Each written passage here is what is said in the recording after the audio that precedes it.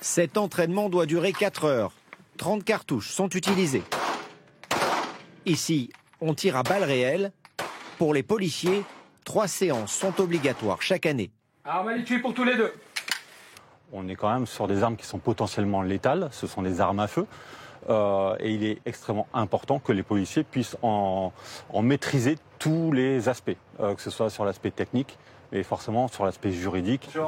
Comme lors de cet exercice de mise en situation, ici un homme armé dans une voiture qu'il faut interpeller. Attention, il y a une arme, poste en arme, au sol. Il est armé, il a une arme en main, et vous ripostez pas, pourquoi? Il ne menace pas. Il ne pointe pas son arme sur nous. D'accord.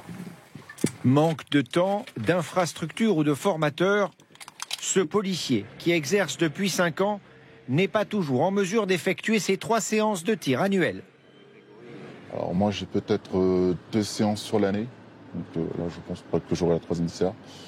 Mais beaucoup de collègues en fait en ont un seul ou même parfois pas du tout sur l'année écoulée. Et pour lui, c'est un problème. On peut se retrouver en difficulté et ça peut nous mettre en danger, ce qui fait que sur certaines interventions ça peut se passer mal. Comme à Paris, en octobre dernier, une femme menace des fonctionnaires, ils ouvrent le feu. Sur 8 tirs, seuls 2 atteignent la cible. Une enquête est en cours. Les chiffres sont sans appel. Selon un rapport de la Cour des comptes, ils ne sont qu'un tiers des commissaires, la moitié des officiers et 2 tiers des gardiens de la paix à effectuer les 3 entraînements obligatoires chaque année. Manque de pratique, formation inadaptée. La solution, elle vient peut-être d'ici. Pour former ces policiers, l'Espagne a innové.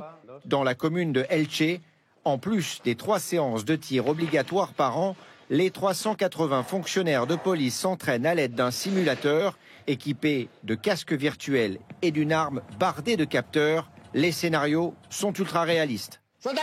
Pose ton arme, pose ton arme, pose ton couteau, pose ton couteau. Ici, les situations sont virtuelles, mais les progrès, eux, sont bien réels. Permettre à la police de s'entraîner de cette manière, je trouve que c'est vraiment bien parce que ça nous met dans des situations auxquelles on n'aurait jamais été confronté sinon. J'ai l'impression que ça me permet de corriger des erreurs que je commets dans le stand de tir réel en toute sécurité. Cette technologie leur permet de s'entraîner davantage. En matière de formation, elle est aussi plus efficace. Il y a encore quelques années, les policiers faisaient beaucoup de tirs statiques.